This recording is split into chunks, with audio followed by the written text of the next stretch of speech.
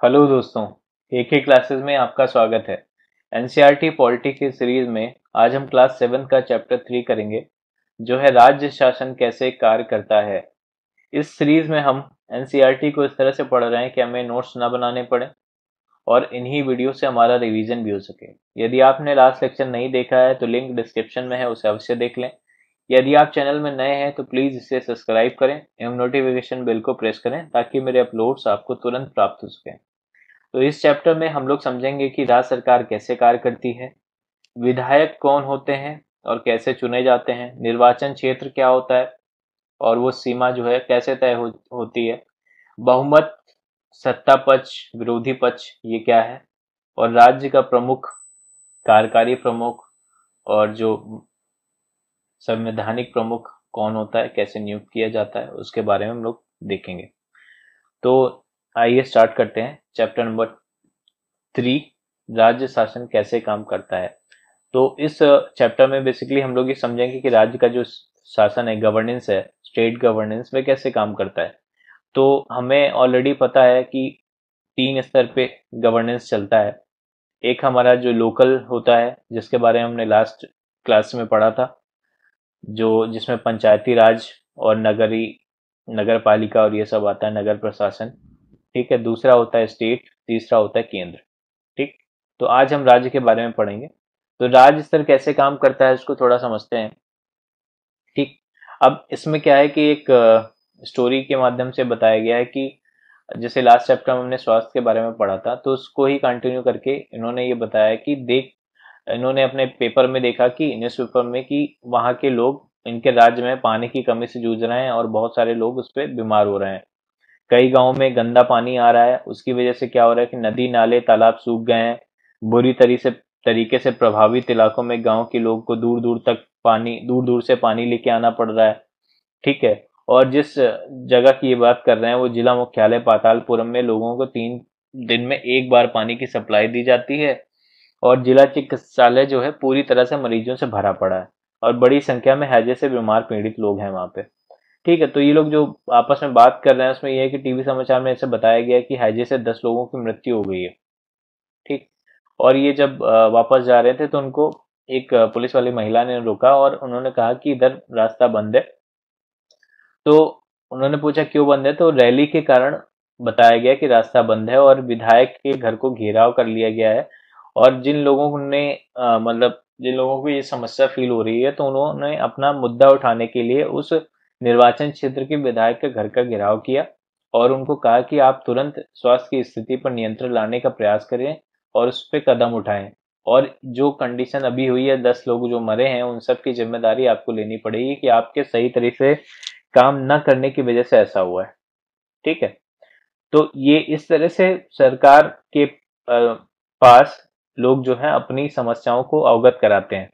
ठीक है, एक और तरीका है जैसे कि यहाँ है, और दूसरा जैसे समाचार पत्र के माध्यम से जो हमारा मीडिया है वो भी सरकार और जनता के बीच का माध्यम बनता है, एक दूसरे की समस्याओं को अवगत कराना और सरकार के प्रावधान, सरकार के जो एक्शंस हैं, उन्होंने क्या कदम लिए हैं समस्याओं को दूर करने के लिए, उनसे भी सरकार जनता को अवगत कराता है।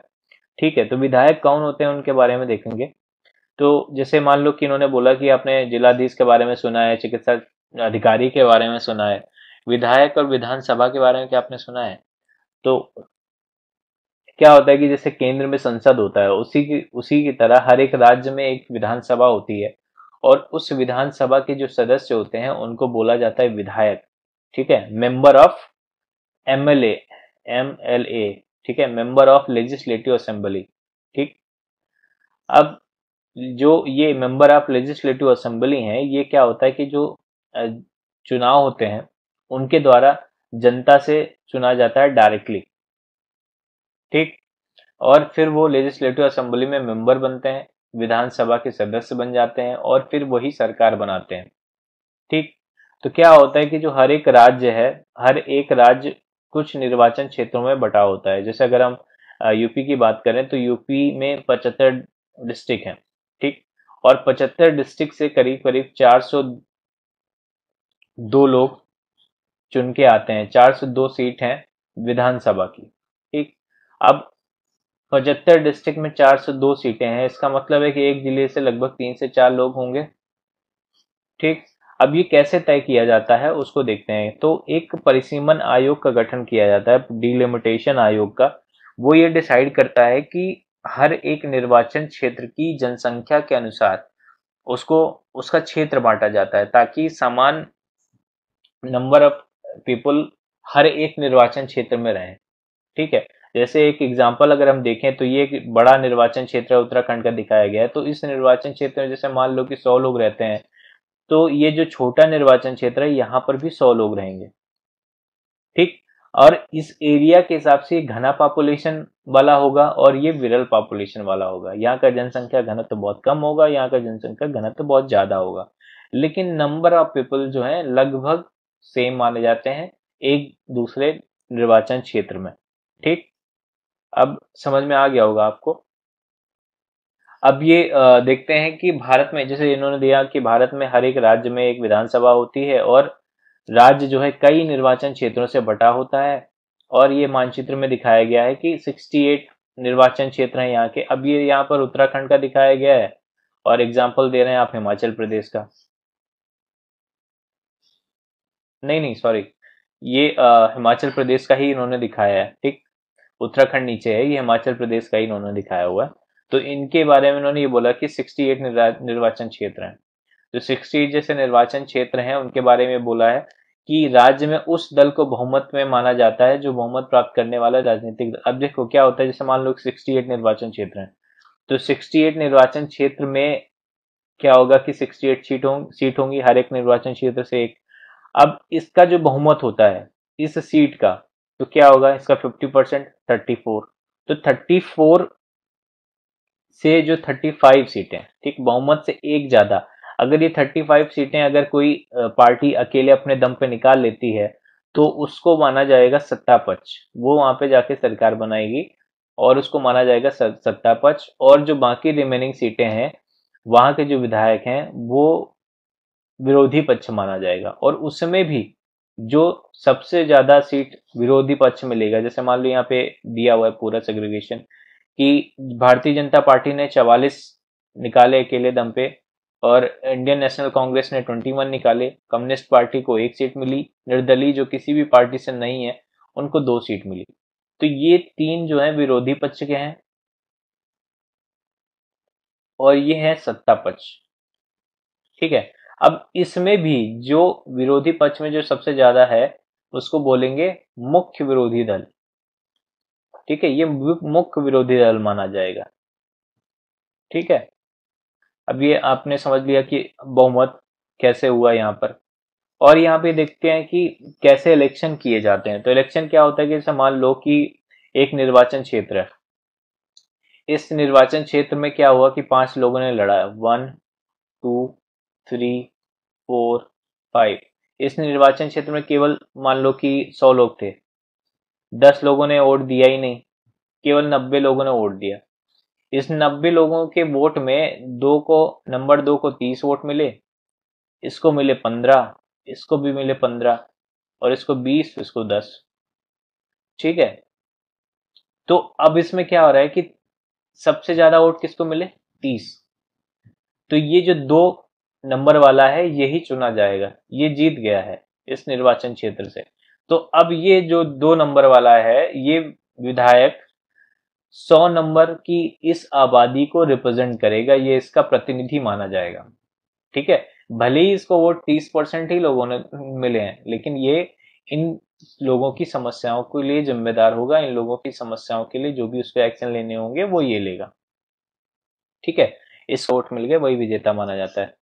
ठीक है, अब यही इन्होंने अभी बताया है कि 33 से अधिक जो है वो सत्ता पक्ष हो जाएगा और सत्ताधारी दल। ठीक, और ये देखिए राज्य प्रमुख जो जो प्रमुख होता है, जिसको संवैधानिक प्रमुख बोला जाता है, वो होता है राज्यपाल।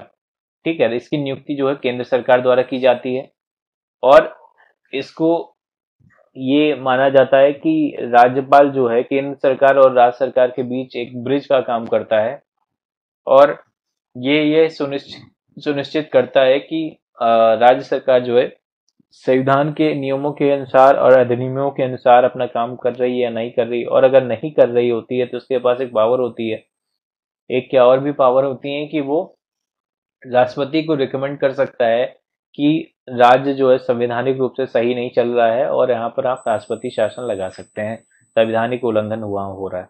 ठीक है, तो कई बार क्या होता है, अब ये देखो यहाँ पर एक चीज और बताई इन्होंने कि कई बार सत्ताधारी दल जो होता है, अब जैसे मान लो कि यूपी में 402 सीटें हैं, ठीक है, तो इन 402 सीटें, तो इसका 50% हो गया 201, तो अब इससे ज्यादा लेना है तो मान लो 202 सीट में आपकी सत्ता पक्ष की पार्टी बन जाएगी।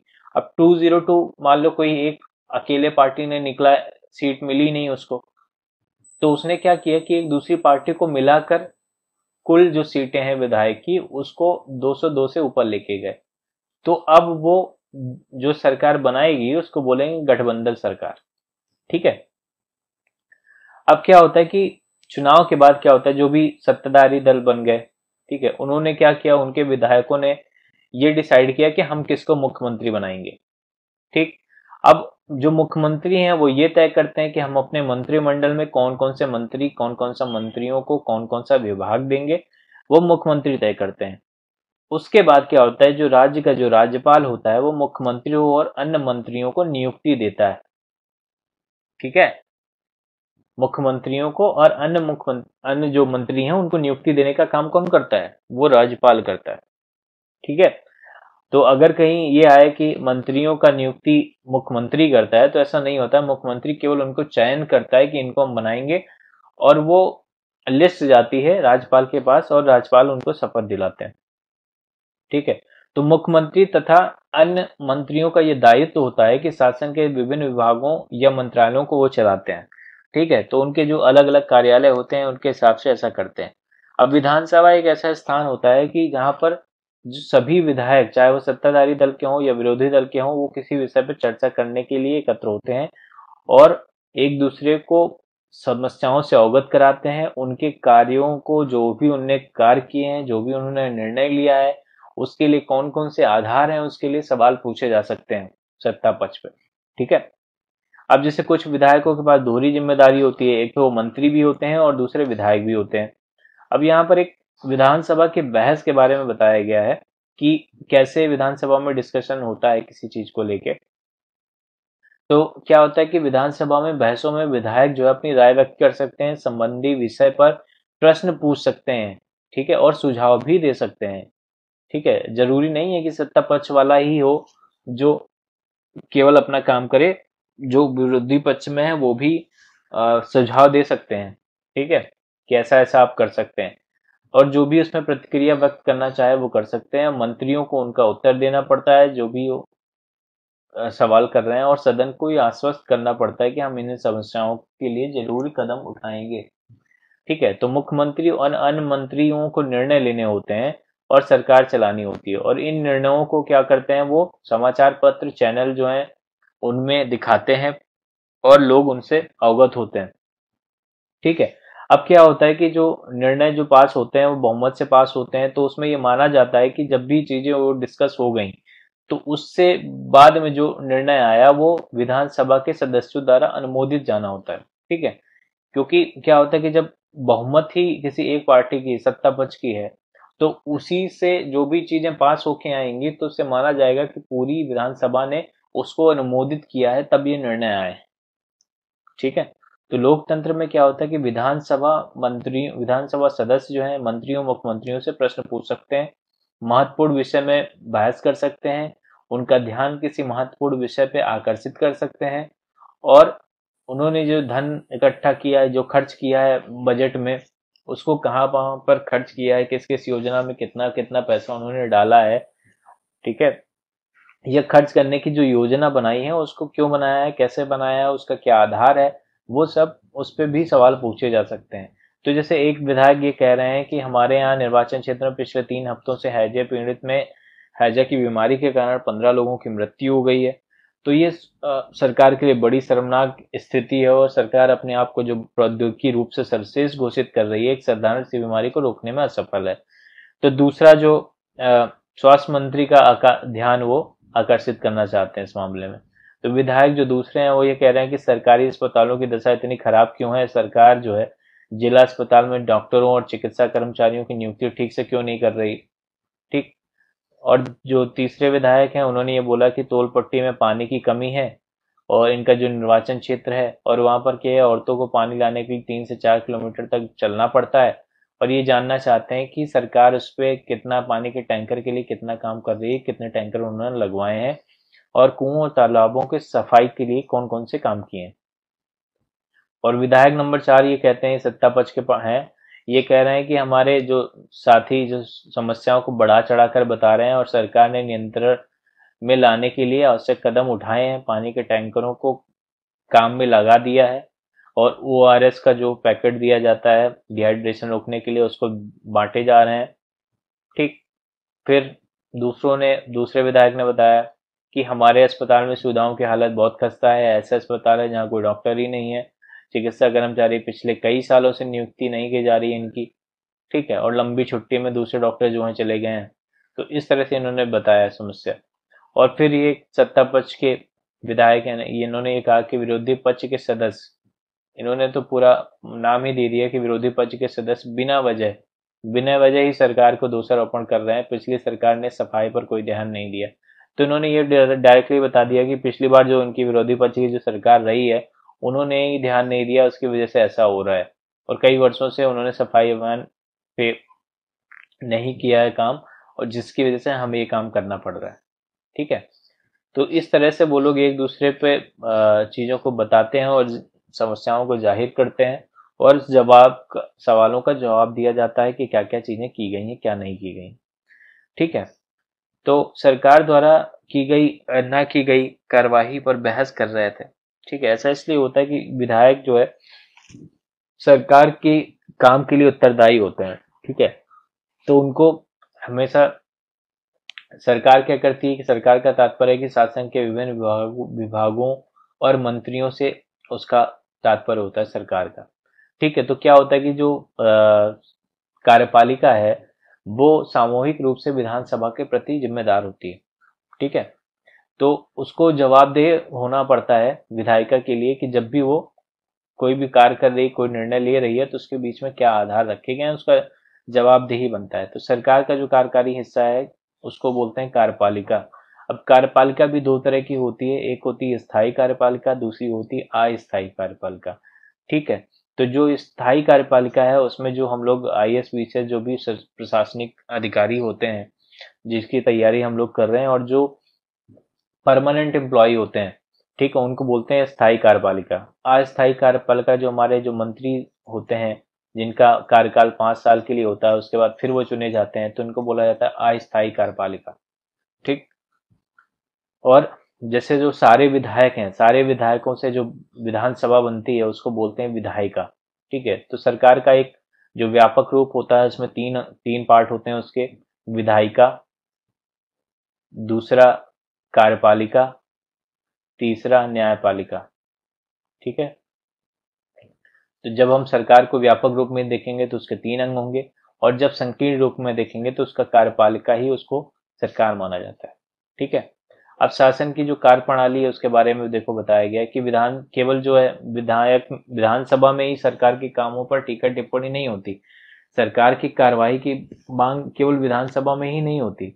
आप नियमित रूप से जो अखबार है, टीवी चैनल हैं, उनके बारे में क्या होता है कि अन्य संगठन जो होते हैं जिनको बोलते हैं कि जो सामाजिक संगठन होते हैं, सिविल सोसाइटीज जो होती हैं, ठीक है, वो सरकार और जनता के बीच का माध्यम बनने का काम करती हैं और जनता की समस्याओं को सरकार को अवगत कराती हैं और सरकार की योजनाओं से जनता को परिचित कराती हैं ताकि दोनों का काम पूरी तरह से चलता रहे। ठीक है। और सेम ये काम जो हमारे मीडिया है, जो मीडिया के चैनल हैं, जो अखबारों के माध्यम से सरकार के जो कदम है उनसे मतलब उन कदमों को जनता को अवगत कराती है कि सरकार ने ये कदम उठाए हैं और उनका फायदा जनता उठा सकती है। ठीक है। और जनता की जो समस्या है उसको हाईलाइट करती है ताकि सरकार को पता चल सके कि किन चीजों में और काम करने हैं। ठीक है। तो लोकतंत्र के अनेक माध्यमों से लोग अपना विचार करते हैं। जैसे मान लो कि अभी आपने पहले देखा था कि विधायक के घर का घेराव किया था लोगों ने, तो एक ये भी तरीका है कि लोग अपनी समस्याओं को सीधे विधायक तक अपने पहुंचाते हैं। ठीक है, तो विधानसभा में जैसे मान लो चर्चा हुई, चर्चा होने के बाद क्या होगा कि स्वास्थ्य मंत्री ने प्रेस वार्ता बुलाई। तो प्रेस वार्ता बेसिकली क्या होता है कि जो बड़े बड़े जो पत्रकार हैं, जो पत्रकार एजेंसीज हैं, जैसे मान लो इंडियन एक्सप्रेस हो गई, द हिंदू हो गया, दैनिक जागरण हो गया, ठीक है, तो इनके जो बड़े बड़े जो पत्रकार होते हैं उनको बुलाया जाता है और उनको बताया जाता है कि इन समस्याओं पे सरकार ने क्या कदम उठाए हैं, और उन पत्रकारों के द्वारा जो भी क्वेश्चन पूछे जाते हैं उनका जवाब दिया जाता है। तो मंत्री और उनके साथ कुछ शासनिक अधिकारी, प्रशासनिक अधिकारी होते हैं जो उनके सवालों का जवाब देते हैं। ठीक है, तो इस तरह से सरकार अपने कदमों को जनता को द्वारा जनता को बताती है कि हमने इन चीजों पर ऐसे ऐसे एक्शन किए हैं, लिए हैं। ठीक है, तो अब इसमें क्या होगा, उसके बाद क्या हुआ कि जो मुख्यमंत्री हैं, स्वास्थ्य मंत्री हैं, इन्होंने क्या किया कि उन जो स्थिति जहां पर गंभीर थी, हैजा से लोग मरे थे, तो उनके लिए मुआवजा घोषित करते हैं और उन अस्पतालों को देखने जाते हैं कि जहां पर अस्वस्थ लोग हैं, अस्पताल की कंडीशन भी देख रहे हैं। और मुख्यमंत्री ने कहा कि उनके विचार में समस्या केवल सफाई की नहीं है, पीने के पानी की भी जो कमी है उसको भी सुधारने की जरूरत है। ठीक है, तो उन्होंने ये कहा कि उच्च स्तरीय हम जांच समिति बना रहे हैं जिससे हमें पता चल सके कि कहाँ पर चूक हुई है और कहाँ कहाँ चीजों को सुधारना है। और ये लोक निर्माण मंत्री को भी दिशा निर्देश किए हैं कि क्षेत्र में पानी की उचित व्यवस्था पर ध्यान दे सके। तो इस तरह से प्रावधान, इस तरह से मतलब कार्य होता है। अब ये जो उन्होंने मीटिंग की थी, प्रेस वार्ता की थी, उसका एक बताया है, एक पेपर जो न्यूज पेपर की कटिंग है जिसमें बताया गया कि सरकार ने कचरे का जो भी प्रबंधन है और उसकी सुध ली है कि कैसे इन चीजों को सुधारा जाए।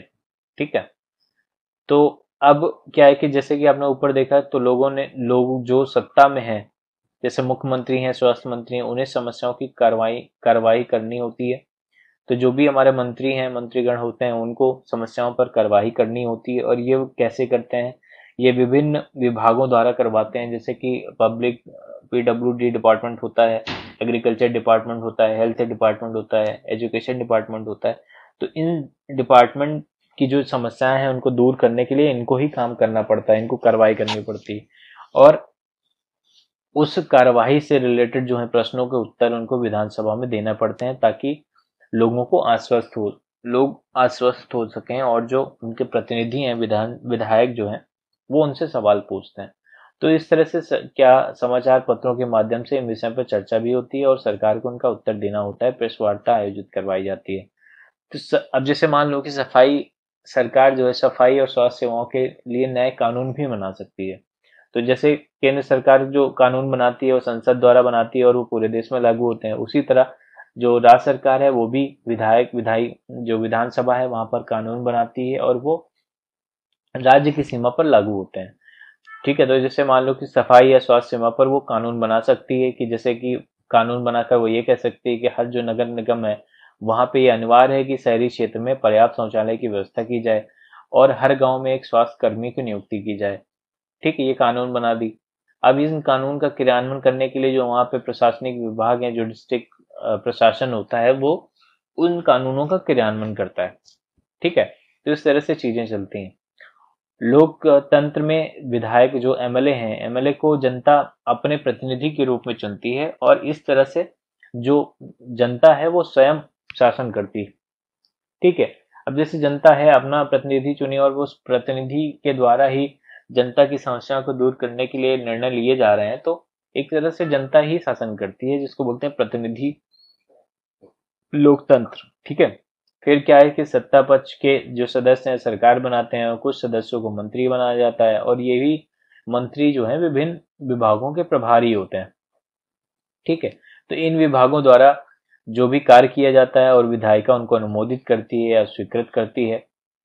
तो इस तरह से अब देखिए यहाँ पे लोकतंत्र में लोग अपने मत का व्यक्त करने के लिए, सरकार का विरोध करने के लिए सभाएं भी आयोजित करते हैं, जो रैली करते हैं, वहां पर चीजों को डिस्कस किया जाता है।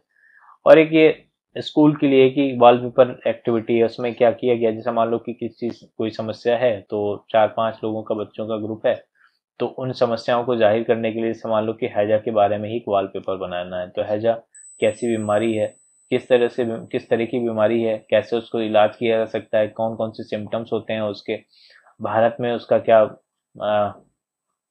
मतलब प्रकोप है, क्या उसका इतिहास रहा है, ठीक है, कैसे कैसे इलाज किया जा सकता है। तो ये सब सारी चीजें उसमें मेंशन रहेगी, एक ही चार्ट में हमको सारी चीजें मेंशन की जाएंगी। तो उसको बोलते हैं वॉलपेपर का एक प्रोजेक्ट। ठीक है, तो कक्षाएं, जो छोटी कक्षा में क्या होता है, दीवारों पे इसको चिपकाते हैं। ठीक। अब जैसे ये यहाँ पर इन्होंने बनाया है डायरिया के बारे में, डेंगू की महामारी के बारे में। ठीक है, तो डेंगू के बारे में उन्होंने सारा चीजें इसमें डिटेल पे दी हुई है। ठीक। तो इस तरह से ये चैप्टर समाप्त होता है। और ये निर्वाचन क्षेत्र के बारे में मैंने आपको बताया क्या होता है, बहुमत मैंने बताया आपको क्या होता है, विरोधी पक्ष के बारे में बताया, प्रेस वार्ता के बारे में बताया। तो इस तरह से ये चैप्टर समाप्त होता है। यदि आपको लेक्चर पसंद आया तो प्लीज लाइक करें, शेयर करें और सब्सक्राइब करें। धन्यवाद।